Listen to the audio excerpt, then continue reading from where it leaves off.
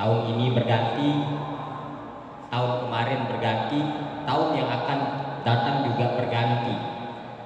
Silih bergantinya kepemimpinan dan kepengurusan itu adalah bukan sebuah perjalanan ritual, gitu ya. Tetapi yang menjadi main behind yang lebih penting adalah bagaimana sebuah prosesi pergantian kepemimpinan, kepengurusan adalah merupakan bagian dari upaya ikhtiar untuk selalu melakukan upaya yang lebih baik lagi di dalam tahapan, di dalam setiap etape pergantian ini. Jadi kepengurusan yang hari ini dilantik harus punya komitmen, harus punya integrasi untuk menegaskan bahwa teman-teman yang akan dilantik ini menjadi pengurus yang lebih baik daripada pengurus yang telah lalu atau pengurus yang demisioner. Siap. Ya. Itu dedikasi yang harus ditanamkan mulai hari ini ketika dilantik. Karena kalau kita tidak memiliki komitmen, ya, ikrar untuk berbuat lebih baik, maka kita menjadi kelompok yang merugi. Dan KSNUDI tidak boleh menjadi organisasi yang terus merugi. Siap. Sekalipun tentu tantangan hari ini dan yang akan datang akan jauh lebih berat dibanding dengan tantangan pada periode yang lalu. Itu kan sebuah sunatullah itu. Ya. Sehingga Rasul sudah memberikan warning kepada kita bahwa masa-masa yang akan datang itu akan jauh lebih berat tantangannya. Dan salah satu tantangan untuk periode yang akan kepengurusan yang akan dilantik hari ini adalah teman-teman berada pada momen tahun-tahun politik.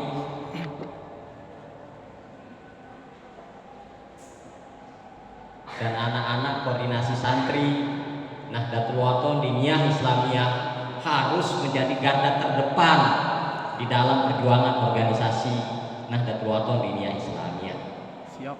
Siap.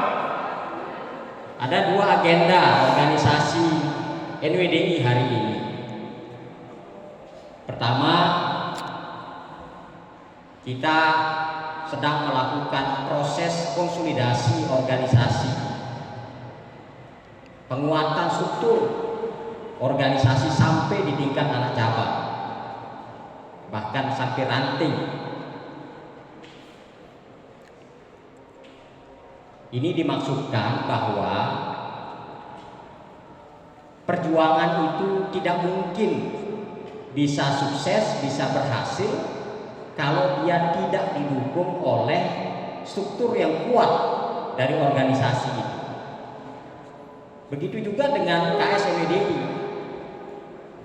Kalau dia ikhtiar perjuangan itu tidak mungkin dia akan berhasil sukses kalau dia tidak didukung oleh kekuatan struktur organisasi atau kelembagaannya. Capacity building itu harus terus dibangun. Konsolidasi, koordinasi di internal pengurus harian dan juga bersama anggota itu harus terus dilakukan. Karena itu adalah salah satu jaminan keberhasilan ikhtiar perjuangan.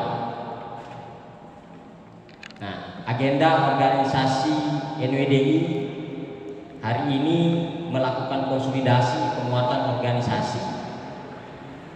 Untuk apa? Karena kita punya ikhtiar besar sebagai salah satu organisasi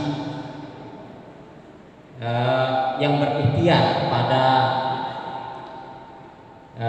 upaya dakwah sosial dan penguatan pendidikan dan penguatan ekonomi umat. Nah, kesemuaan itu diikhtiarkan oleh organisasi akan mudah bisa diwujudkan kalau kita punya akses kepada kekuasaan. Karena ternyata dakwah itu butuh legitimasi kekuasaan. Akan sangat berbeda daya perubahan dari proses dakwah itu sebagai amanah sunatullah ketika dia dijustifikasi, dilegitimasi oleh kekuatan kekuasaan. Sehingga struktur dari proses dakwah itu kan ada 3 level gitu ya. Jika kau punya kekuasaan, kekuatan, maka gunakanlah. Tapi kalau kau tidak punya kekuasaan, ya, maka dengan tindakan dengan perilaku gitu ya. Tapi dengan perilaku juga tidak bisa ya berdoalah gitu. Ya secara logik sederhananya itu berdoalah itu adalah selemah-lemahnya iman gitu ya di dalam melaksanakan proses dakwah ini. Nah, kesadaran ini yang bagaimana legitimasi kekuasaan itu menjadi penting ya di dalam melakukan upaya perubahan masyarakat ke arah yang lebih baik ya dalam kerangka dakwah. Sehingga pilihan NWDI untuk masuk melalui kepemimpinan Tuan Guru Bajang Dr. Kiai Haji Muhammad Zainul Majdi LCMA untuk masuk kepada Partai Perindo ya, Perindo itu adalah rasionalisasi dari pilihan yang sangat rasional dalam pilihan-pilihan gerak organisasi Nahdlatul Wathon Diniyah Islamiyah.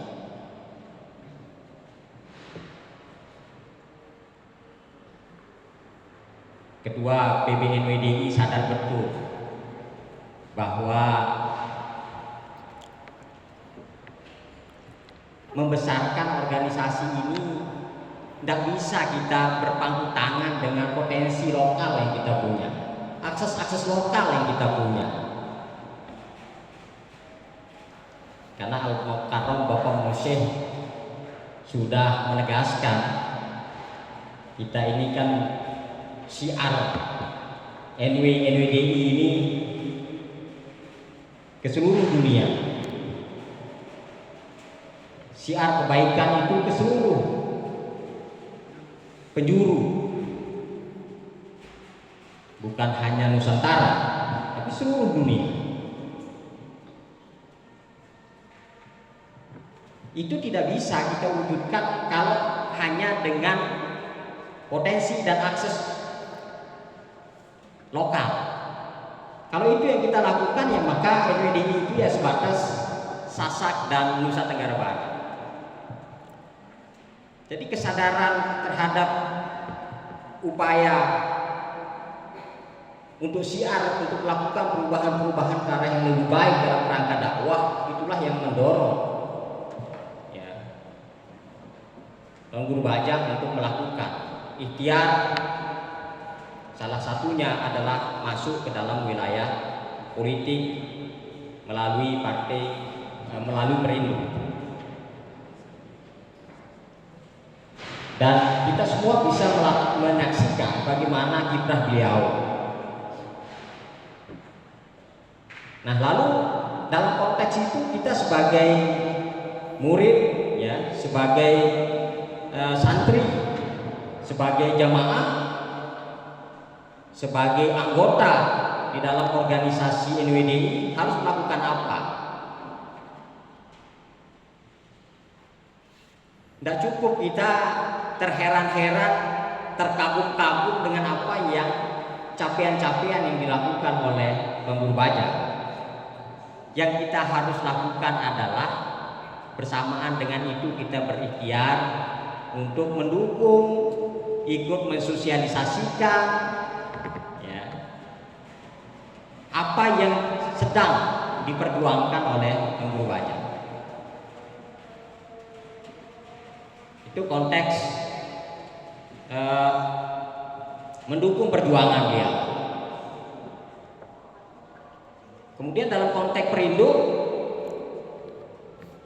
ini banyak memberikan kita mutualisme, ya, simbiosa mutualisme terhadap NWDI. Ya. Jadi ekspansi struktur organisasi, perluasan struktur organisasi di banyak provinsi itu disupport langsung oleh struktur organisasinya Perindo. Alhamdulillah NWDI sebagai ormas itu percepatan perluasan kelembagaan struktur organisasinya sangat pesat. Hampir di seluruh provinsi kita sudah punya struktur organisasi. Ini adalah bagian dari ya, simbiosa mutualisme yang bisa kita lakukan, sinergi dan kolaborasi yang kita lakukan dengan Perindo. Itu yang saya maksudkan tadi, tidak bisa dengan dengan potensi lokal yang kita punya. Kalau kita ingin menasional, apalagi mendunia, maka akses jejaring, ya, sinergi dan kolaborasi level nasional maupun internasional itu harus dilakukan. Itu sebuah keniscayaan di dalam sebuah strategi gerakan.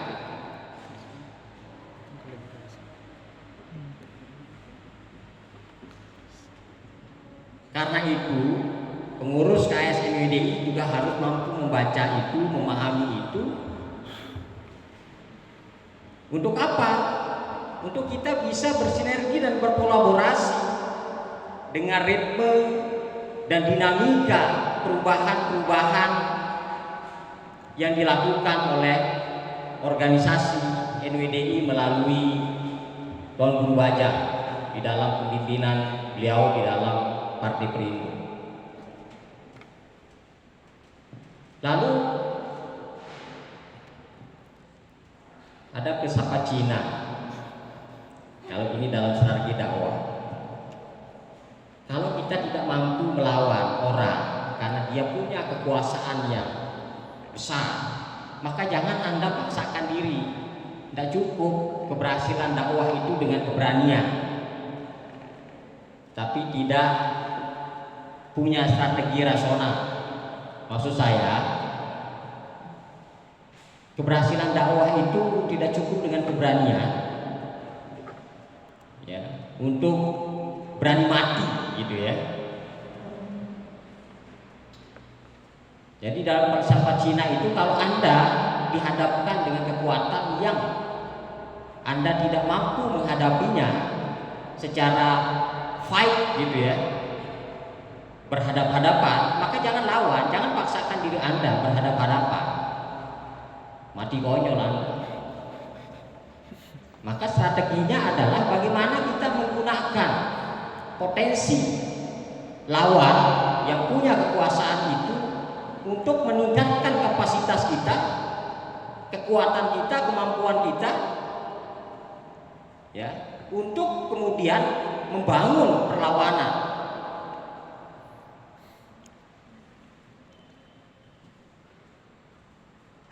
Ya kan NWDI ini kan kesan kita hanya dominan, gitu ya, di Nusa Tenggara Barat.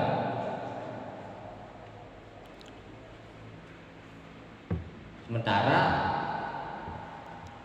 kita diwariskan untuk melakukan syiar terhadap keberadaan organisasi ini ke seluruh penjuru dunia. Karena Anda adalah kader-kader anjum-anjum dari NWDI, punya kewajiban untuk ini. Nah, yang saya ingin sampaikan kepada pengurus yang akan dilantik adalah ini tahun-tahun politik. Maka Anda harus menjadi bagian dari kekuatan dinamik untuk mendukung, mensupport apa yang sedang diperjuangkan oleh organisasi melalui Partai Perindo untuk punya akses dan legitimasi kekuasaan yang kesemuaan itu diikhtiarkan untuk bagaimana upaya dakwah Islamiyah itu bisa dilakukan dengan baik, dengan maksimal. Karena TGB melakukan semua itu dalam kerangka dakwah, dalam kerangka dakwah untuk melakukan perubahan-perubahan yang lebih baik pada konteks bangsa dan republik ini.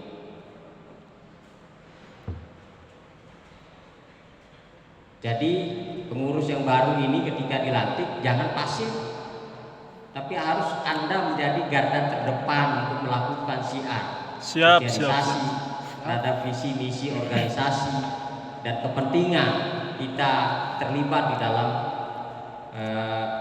Perindo. Siap untuk melakukan itu? Siap. Ya berat, memang berat. Tetapi Anda tidak perlu tanyakan, serahkan kepada Dila untuk melakukan itu. Karena ini adalah syiar kebenaran untuk kita lakukan. Ya, ini gambaran untuk teman-teman pengurus harian. Nanti secara dinamik kita lakukan perumusan, diskusi. Karena saya minta kepada kedua terpilih dan juga mantan kedua,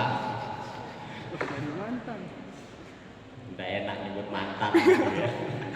Mantan kedua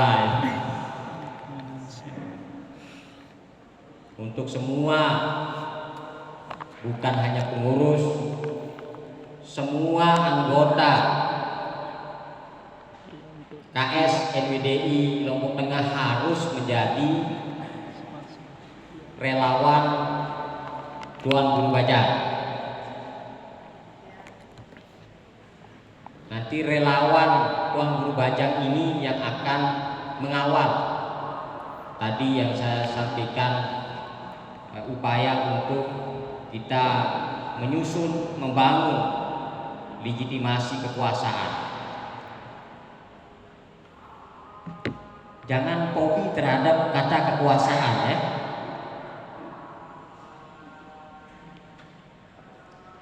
Kalau Anda punya kemampuan untuk mengambil kekuasaan itu, maka ambillah. Karena apa?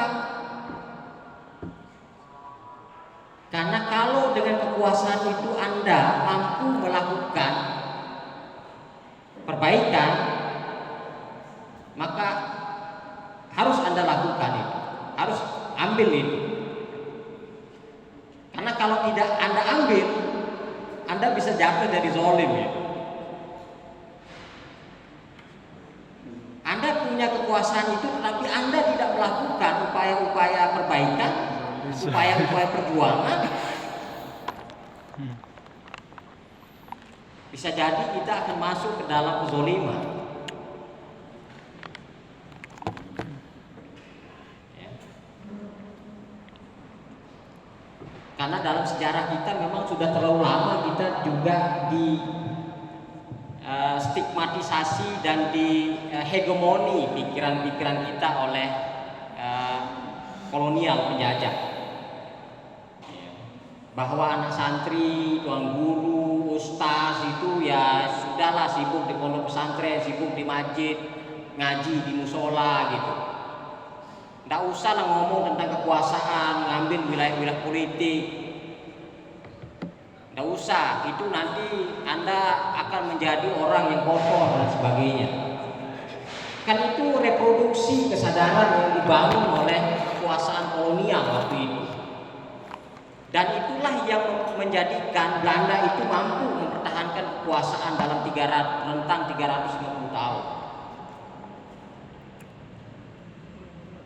Karena dalam struktur masyarakat kita ini kan struktur masyarakat yang menempatkan patron itu tokoh-tokoh agama. Jadi ketika patron tokoh-tokoh agama itu diisolasi dalam ruang-ruang ritual keagamaan semata, tidak masuk dalam wilayah politik kekuasaan, maka perlawanan rakyat itu tidak akan mampu terpimpin dia.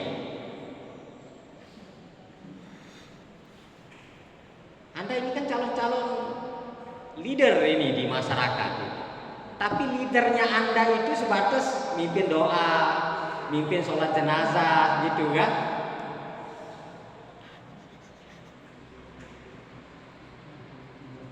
Ya sampai hari ini kan kita sering mendengar, oh sudahlah Tuan Guru itu doa saja gitu, ajak orang masuk surga gitu. Ya. Ini reproduksi hegemoni ya dari zaman penjajah dulu. Padahal Anda ini adalah orang-orang yang punya potensi, legitimasi moral dan agama yang sangat kuat untuk mengambil leader ya, menjadi seorang pemimpin bangsa ini. Anda kan punya legitimasi, santri itu kan punya legitimasi moral yang kuat itu. Artinya pemimpin yang baik, selain dia punya kemampuan leader, dia juga punya legitimasi moral yang kuat. Dan itu santri yang punya modal itu. Kan kalau kekuasaan itu diambil oleh orang-orang yang tidak punya legitimasi moral dan agama yang baik, ya rusaklah kekuasaan itu.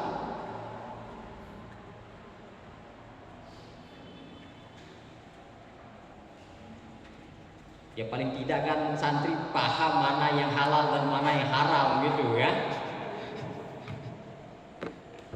Tidak terjebak pada animo atau idiom hari ini yang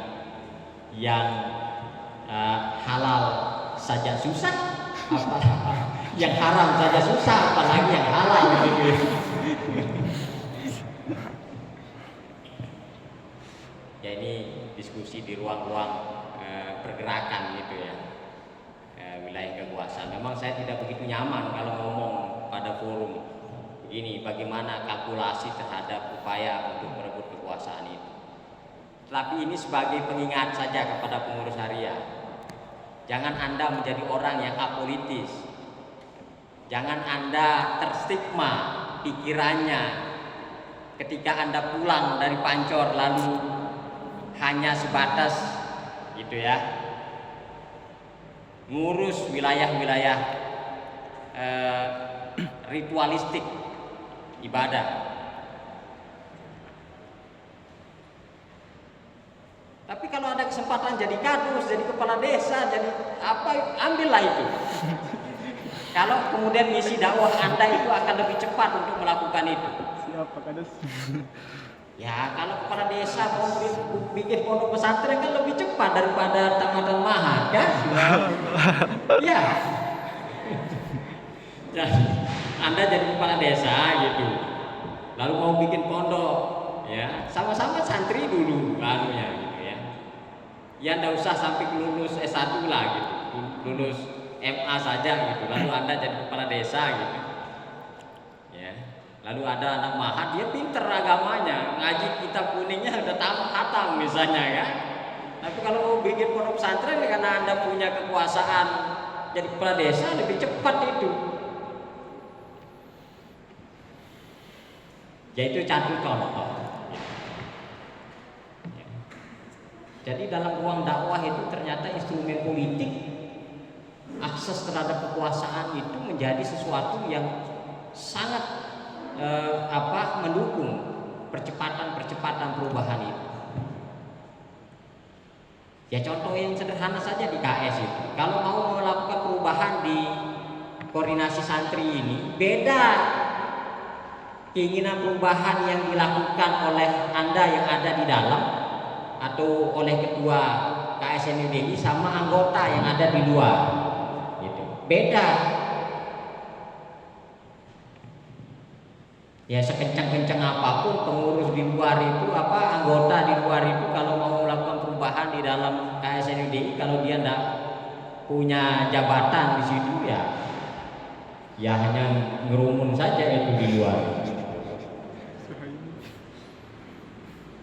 Hanya kalau saya pribadi tidak mau begitu. Kalau saya ingin cepat melakukan proses perubahan, maka saya harus masuk dalam struktur kekuasaan itu.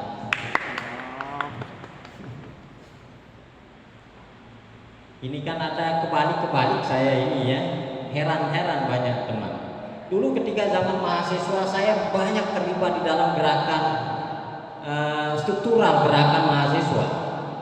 Jadi yang memang keluar di dalam sistem. Tapi lama-lama ngeliat itu, ini pergi demo belum sarapan lagi gitu ya.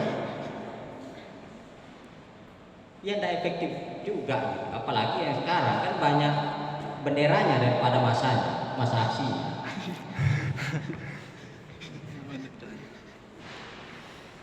Ya perjalanan itu yang kemudian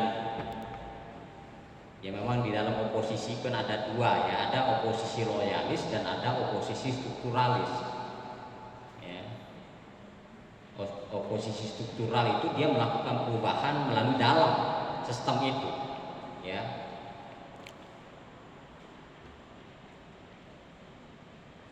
Nah, kalau saya pribadi lebih memilih untuk masuk di dalam sistem kekuasaan itu untuk ya dalam lingkup yang paling kecil, misalnya mau di KSNUDI kalau mau melakukan perubahan yang lebih baik kepada umat, ya, kepada anggota, kepada jamaah, ya masuk ke situ.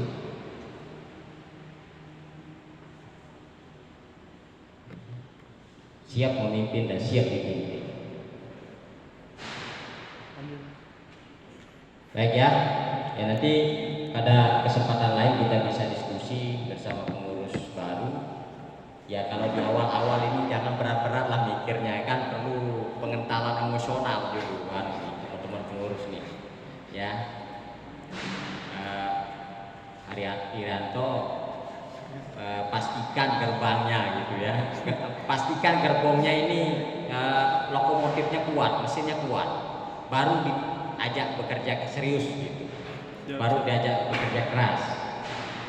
Ya nanti malam saya bisa bakar-bakar jagung gitu ya, curhat gitu, cuma hati curhat itu biasanya awalnya jatuh cinta.